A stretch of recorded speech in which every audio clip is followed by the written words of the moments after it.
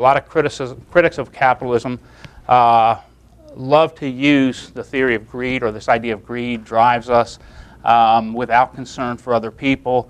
And I really think where you do see that a lot is when there's market power. And think of all those people, the firms with market power, largely protected from competition.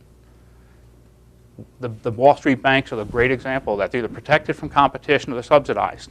They're allowed to develop in ways that you can't compete. The post office, the great one, Amtrak. My self-interest is not serving others' interests. Self-interest works very, very well when you have competition, because if I don't serve you, you can exit and go elsewhere. So my self-interest is to make sure I'm serving your self-interest. Where we see that collapse a lot is when there's market power.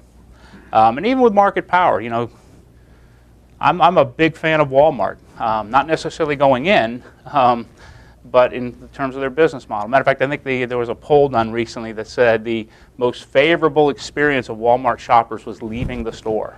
And so,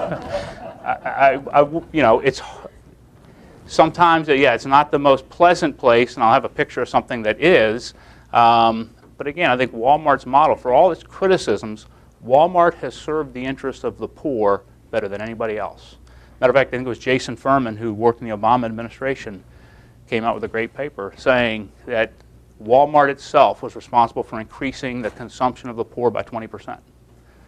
And so here is a company that's constantly vilified for being greedy and all this, but they have served the poor, and they don't have market power either. There's a lot of competition. They've gotten theirs from that competition. They have to serve people better, or they're not going to be in business.